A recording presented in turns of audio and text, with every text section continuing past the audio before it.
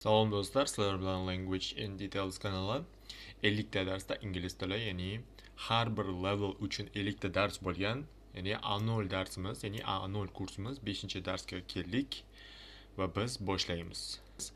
Birinchi nimamiz, bu temamiz bu present simple ga to'g'ri keladi.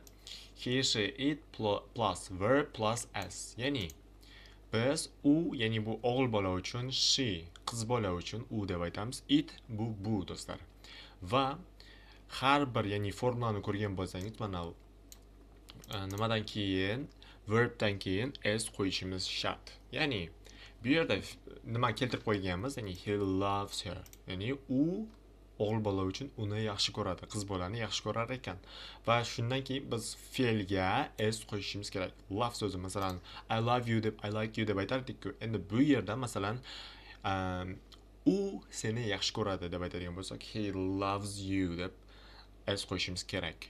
Endi formula bor do'stlar, ya'ni z bo'lib o'qiladi, ya'ni bu harflar kelsa yoki bu harflar kelsa, undan keyin s qo'yilsa z bo'lib o'qilishi kerak. Mana bu yerda nimani ko'rgan bo'lsangiz kerak, transkripsiyada.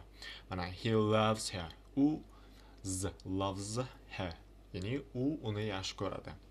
She plays, mana plays there very often, ya'ni u qiz bola, ya'ni u yerda tez-tezdan o'ynaydi, ya'ni biror bir masalan tennis o'ynashi mumkin yoki futbol, har xil turli o'ynaydigan sport turlari bor. Masalan, keyingisi masalan bu yerdagi nima gh bo'lib kelsa, masalan shundan keyin s qo'llaniladi. Masalan, he loves, bu yerda gh, bu yerda do'stlar f beradi, ya'ni he loves. Ya'ni bu yerda love so'zi, love so'zining ma'nosi kulmoq, ya'ni jilmaymoq. Love so'zining ma'nosi bu kulmoq. I laugh, ya'ni men kulyapman. He laughs, u kulyapti. Present simple, he, she, it plus verb plus s. He loves her. She plays there very often. He laughs, ya'ni laugh. Keyingi qoidamiz bu is bo'lib o'qiladi do'stlar, ya'ni s, double s, ch, c, sh lar kelsa x, th. Masalan, bu yerda masalan she watches, watch, e kelyapti va s qo'yilyapti. These video lessons, ya'ni u bu video darsliklarni ko'radi. Watch so'zining ma'nosi bu ko'rmoq. Masalan, watch TV, televizor ko'rmoq. Va es qo'shiladi do'stlar ularga. Masalan, bu yerda teaches, ch so'z bor. Teach so'zi bu, ya'ni o'rgatmoq, dars. Masalan, teacher degan so'z bor, ustoz degani. Masalan, ustoz degan so'z bor. Teaches bo'ladigan bo'lsa, teachning o'zining oladigan bo'lsak, bu fe'l bo'ladi, hisoblanadi. Ya'ni o'rgatmoq yoki biror bir narsani o'rgatish bo'lib hisoblanadi. Endi ularda ss, ch, sh keladigan bo'lsa, th masalan bu yerda th kelgan va bundan keyin s qo'yilgan. Ular is bo'lib o'qiladi. Masalan, she watches these video lessons.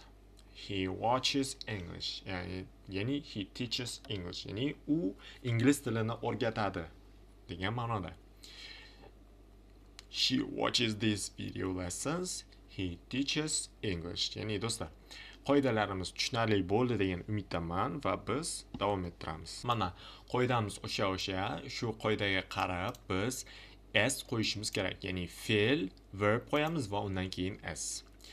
U shu hududda yashaydi deb aytadigan bo'lsak, masalan, he lives, yashamoq bu live do'stlar.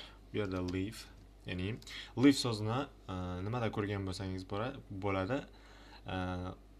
Televizorlarda ko'rsangiz ham bo'ladi. Bu jonli efir deganni ham anglatadi. Ya'ni biror bir masalan xabar ketayotgan bo'lsa, biror bir axborot berilayotgan bo'lsa, live degan yozilib turadi. Ya'ni he lives in this area. Ya'ni hudud so'zi bu area. He lives in this area. Mana area. U shu hududda yashaydi. Endi bu qiz bolaga nisbatan, ya'ni she lives in this area. Ya'ni she lives in this area. Hudud, yashash bu lives. Ya'ni live Biroq nimaga paytda he she it qo'yiladigan bo'lsak, bu as qo'yamiz. Bu menga juda yordam beradi, ya'ni yordam bermoq. Bu help so'zi yordam berish, biroq it qo'yilganlikdan bu yerda s. It helps me so much. It helps me so much. It helps me so much. He, she, it plus fe'l plus s live. U shu hududda yashaydi. He lives in this area. U shu hududda yashaydi. She lives in this area. Bu menga juda yordam beradi. It helps me so much. U tez-tez sayohat qiladi deydi do'stlar. Ya'ni sayohat qilish bu travel degan so'z bo'lib hisoblanadi. Ya'ni he often travels. He often travels. Sayohat qilish bu travel bo'lib hisoblanadi. U har yozda sayohat qiladi. Ya'ni har yoz. She travels every summer. She travels every summer. Ya'ni har yoz. Summer so'zi bu yoz, har degan so'z bu every. Bu menga haqiqatdan ham yordam beradi. Ya'ni haqiqatdan ham it really helps me. It really helps me. It really helps me. It really helps me do'stlar. U tez-tez sayohat qiladi. He often travels. U har yozda sayohat qiladi. She travels every summer. Bu menga haqiqatan ham yordam beradi. It really helps me. U Londonda yashaydi. Ya'ni Londonda yashash. He lives in London. He lives in London. He lives in London. U AQShda yashaydi. Ya'ni AQShda yashash bu Qo'shma Shtatlar. She lives in the United States. She lives in the United States. Endi do'stlar, bu juda ko'p pul turadi deb naqd ko'ramiz va undan oldin buni sizga bu qoidani tushuntirishim kerak. Much va many ning ikkalasining nimasi, ya'ni farqi. Much va many do'stlar. Much va many. Much do'stlar, biz masalan water, energy, money degan so'zlarda qarasangiz, bu so'zlar umuman biz qo'l bilan sanay olmaymiz. Ya'ni money so'zi sanay olamiz, biroq ingliz tilida bu sanalmaydigan uncountable nimaga yotadi. Masalan dollars, euros bu pullar bo'lib hisoblanadi, biroq biz dollarni sanay olamiz, so'mni biz sanay olamiz, euroni ham sanay olamiz va shuning uchun bularga many qo'llanilgan. Toys so'zi esa bu o'yinchoqlar. Toys. Ya'ni muchning ma'nosi ko'p degani, ikkalasining ham ma'nosi ko'p, ya'ni ko'p degan ma'noni anglatadi, biroq much uncountable, ya'ni sanalmaydigan narsalarga, bu esa countable narsalarga qo'llaniladi, ya'ni many countable ga qo'llaniladi. Bu yerda aytadiki, bu juda ko'p pul turadi, ya'ni turadi so'zi bu cost do'stlar, ya'ni masalan it costs so much money. Bu ko'p pul turadi deyapti. Ya'ni buning narxini aytganda it costs so much money. Masalan, bu yerda aytadigan bo'lsak, the toy, masalan, o'yinchoq costs so much money deb aytamiz. Much money. Ya'ni o'yinchoq juda ko'p pul turadi degan. The toy, ya'ni bu yerda aniq bir определенный toy bo'lgani uchun, o'yinchoq bo'lgani uchun biz bu yerga the artiklini qo'ydik. The toy costs so much money. It costs so much money, ya'ni bu juda ko'p pul turadi. U Londonda yashaydi. He lives in London. The toy costs so much money. U AQShda yashaydi. She lives in the United States. Many, much, water, much energy, much money, many dollars, many euros, many toys. Bu juda ko'p pul turadi. It costs so much money do'stlar. Bu $20 turadi, ya'ni $20. It costs $20, ya'ni 20 so'zi bu 20. It costs $20. Bu 10 euro turadi. Bu it costs 10 euros. It costs 10 euros. Bu 50 funt turadi. Funt so'zi bu pound do'stlar, ingliz fundi, funt sterling deb aytsa. It costs 50 pounds. It costs 50 pounds. Bu $20 turadi. It costs $20. Bu 10 euro turadi. It costs 10 euros. Bu 50 funt turadi. It costs 50 pounds. Bu 200 dollar turadi.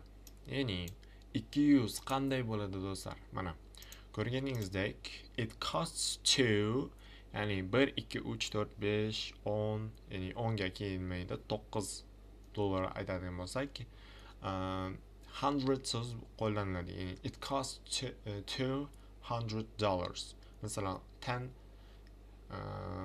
100 demaymiz. Bu 100 kelmaydi. Bu 1000 ga aylanadi. Ya'ni 1000 dollar deydigan bo'lsak, 1000 ga aylanadi. Bu yerda $100 deb qo'yib ketaverasiz. Masalan, 100 deydigan bo'lsak, 100, 2 deydigan bo'lsak, 200, 100 dollar, ya'ni 200 dollar bu yerda. 300 dollar deb aytadigan bo'lsak, 300 deb aytsak bo'ladi. Ya'ni it costs $200. Bu sumka 30 dollar turadi. Ya'ni sumka so'zi bag do'stlar. This bag costs $30. Ya'ni 30 dollar turadi. This bag costs $30. Bu chipta 40 dollar turadi. Ya'ni bu chipta this ticket costs $40. This ticket costs $40.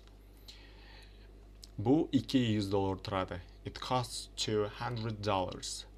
Bu sumka 30 dollar turadi. Ya'ni this bag costs $30.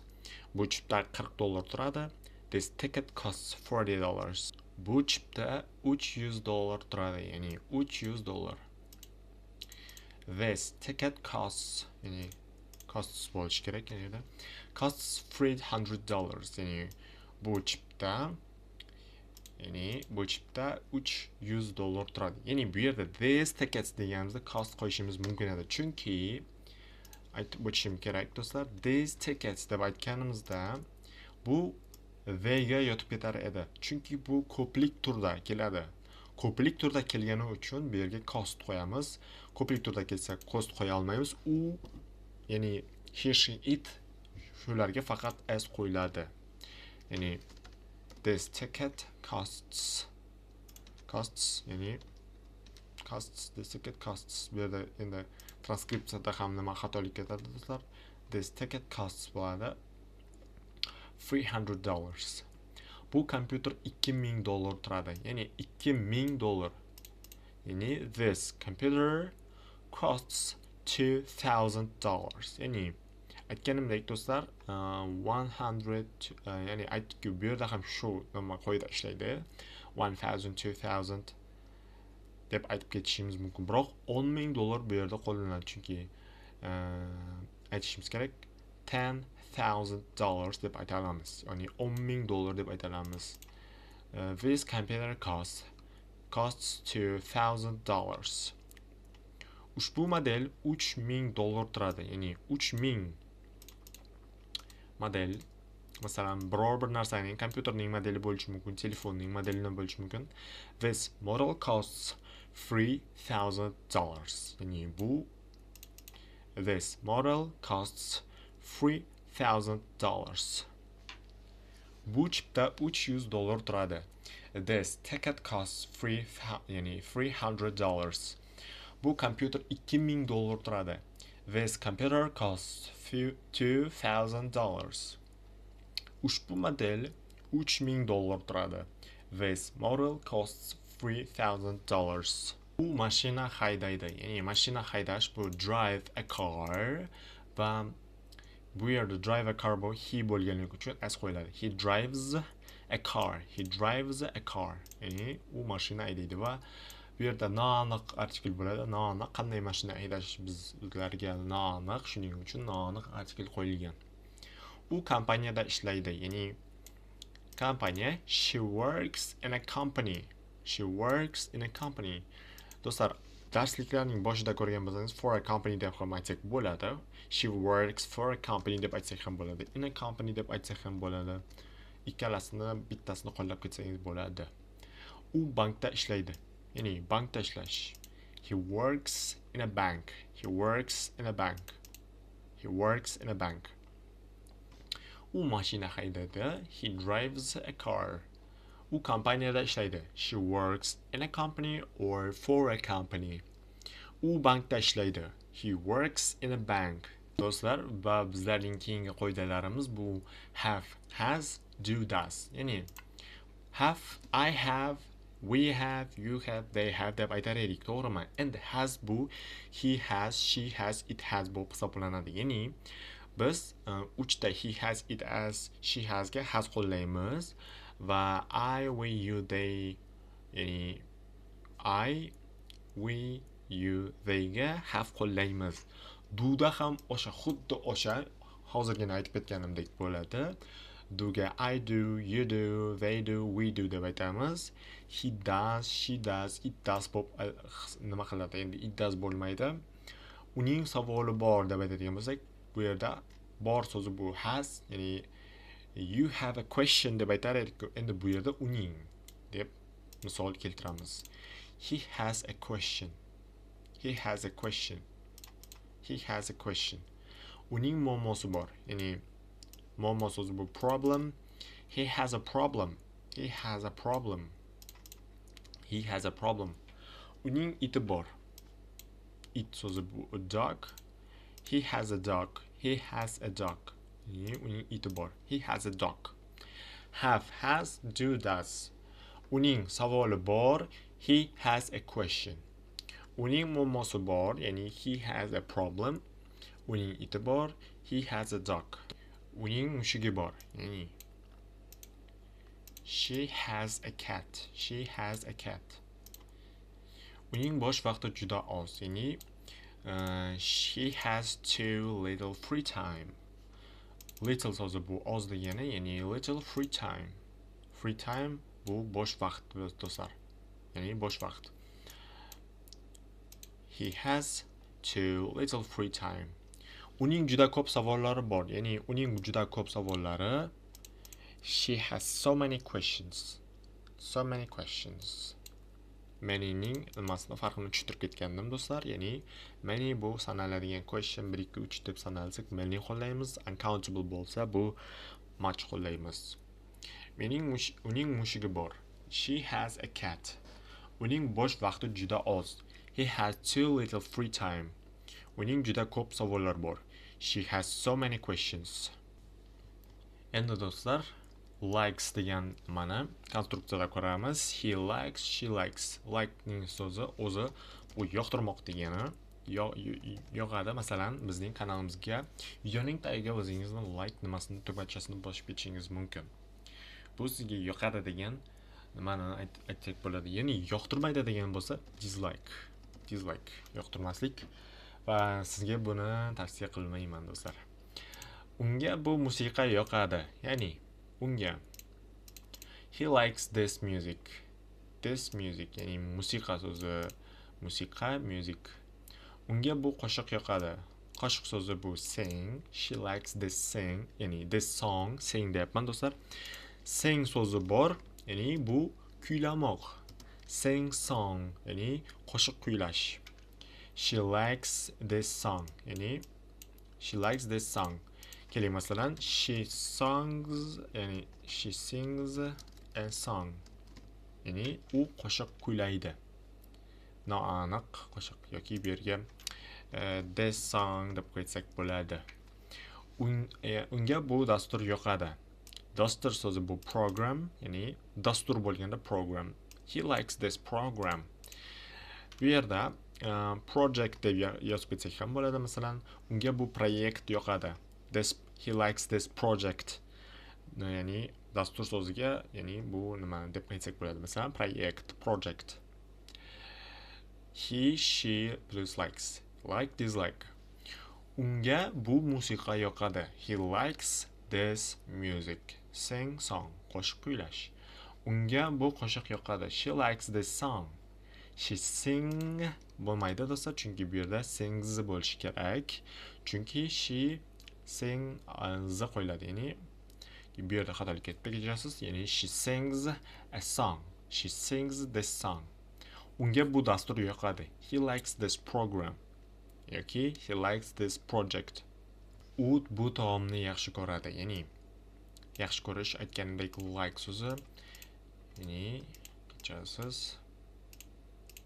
She likes this food. She likes this food. Ya'ni unga bu nima taom yoqadi.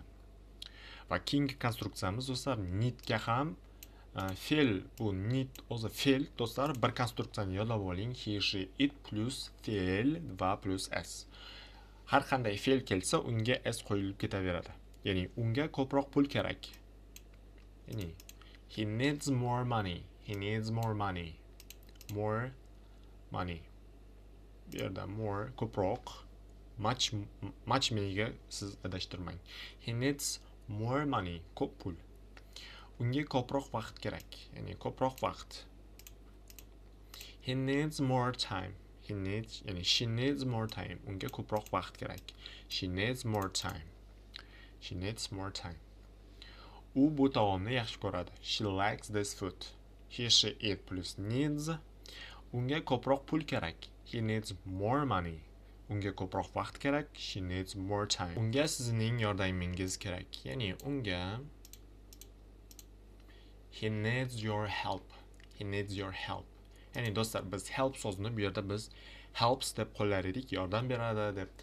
Help so'zining o'zini ma'nosini noun qilib ham qo'llasak bo'ladi. Ya'ni unga sizning yordamingiz kerak. He needs your help. He needs your help. Unga sizning maslahatingiz kerak. Maslahat so'zi bu ingliz tilida advice bo'lib hisoblanadi. Ya'ni maslahat.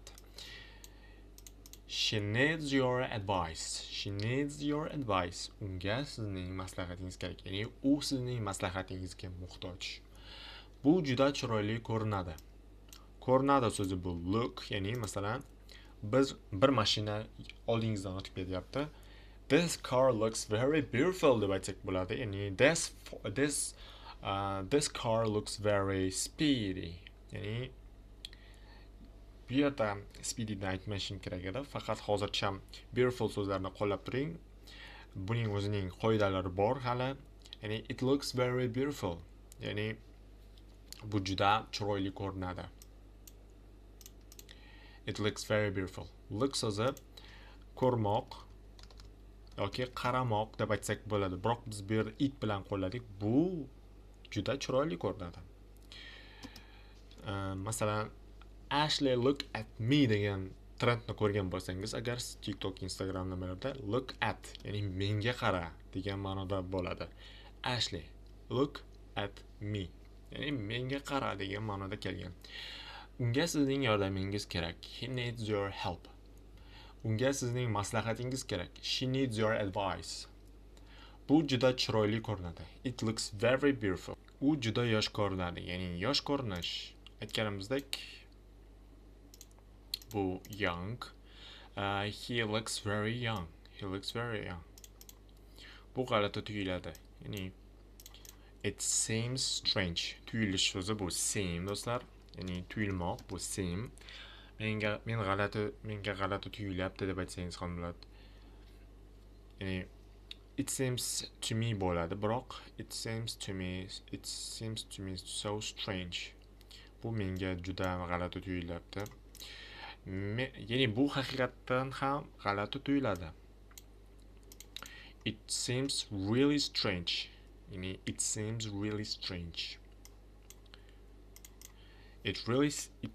Bu yerda really so'zini do'stlar buning oldiga seemsning oldiga ham qo'ysangiz bo'ladi. Ya'ni it really seems strange deb gapni nimadan fe'ldan oldin ham keyin ham kelishi mumkin do'stlar. U juda yosh ko'rinadi. He looks very young.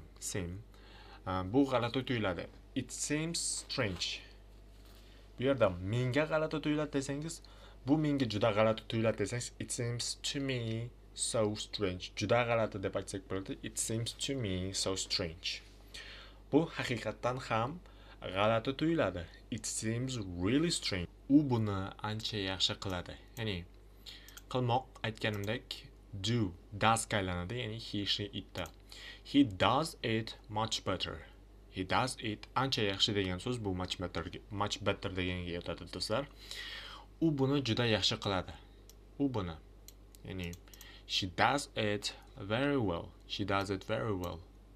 Agar masalan masalan kelsangiz bir master bo'ladi, masalan etikchi bo'lsa, u o'zining ishining o'zi ustasi bo'lib hisoblansa, he does it much better yoki he does it very well etik tikish bo'yicha.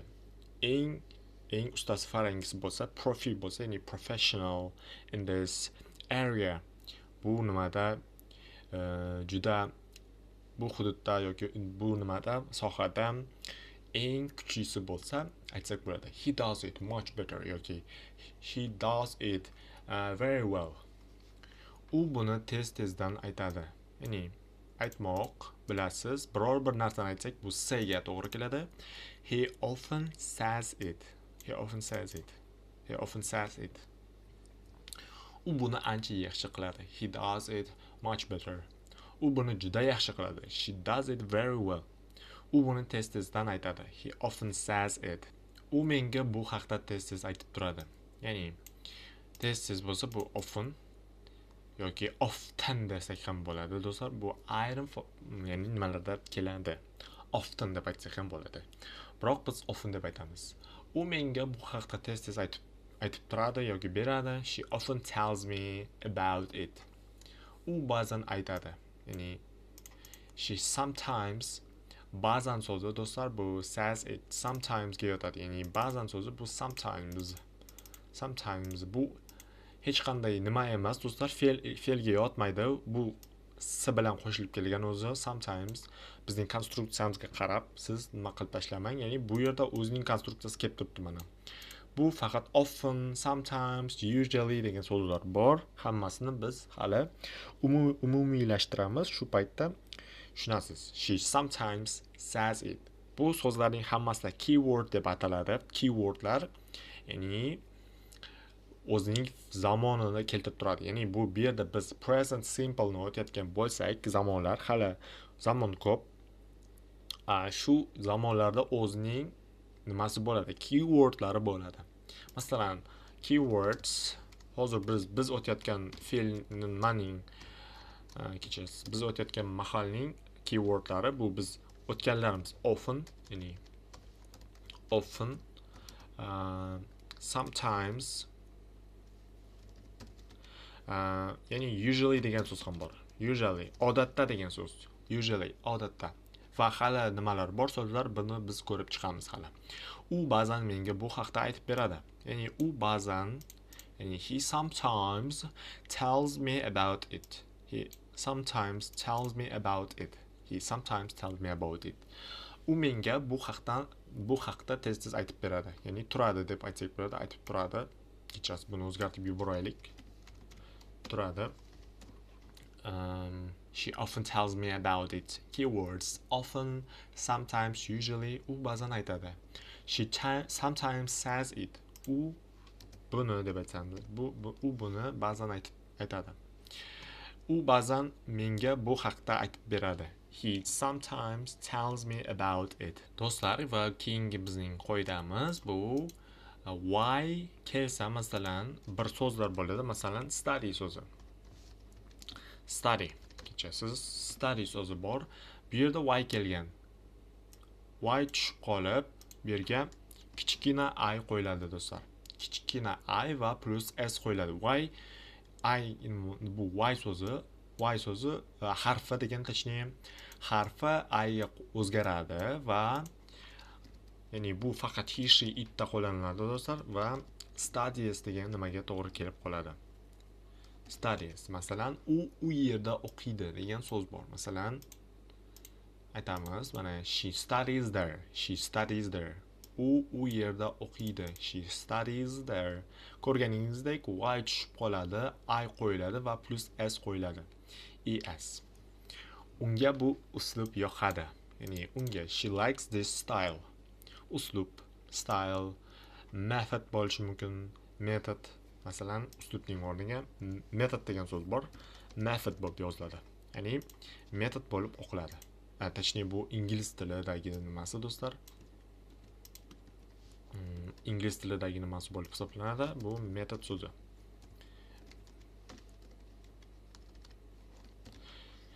Metod so'zi qo'yishingiz mumkin. Uslub yoki metod Har kimning o'zining nimasi bor. Unga bu dizayn yoqadi. Ya'ni dizayni mayli. Unga bu dizayn yoqadi. She likes this design. Design. G o'qilmaydi do'stlar, ko'rganingizdek, mana transkripsiyada ko'rishingiz ham mumkin. Design. He likes this design. Designer deb aytadigan bo'lsak, designer bo'lib yoziladi, designer bo'lib aytiladi, o'qiladi yoki designer. Y ya'ni plus s.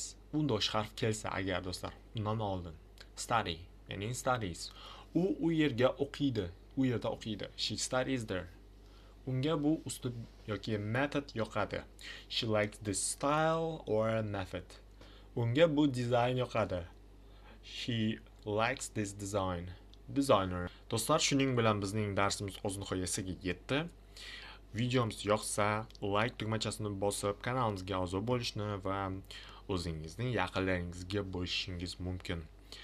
O'zingizning xohlagan kommentingizni yozib bering do'stlar. Bizlarga bu motivatsiya bo'ladi. Keyingi ya'ni darsliklarning chiqishiga bu o'zining nimasini ta'sirini ko'rsatadi. Agar ko'p komment bo'lsa, men tez-tezdan chiqarishga harakat qilaman do'stlar darsliklarni. Shuning uchun kanalimizga a'zo bo'ling va bizni kuzatishda davom eting.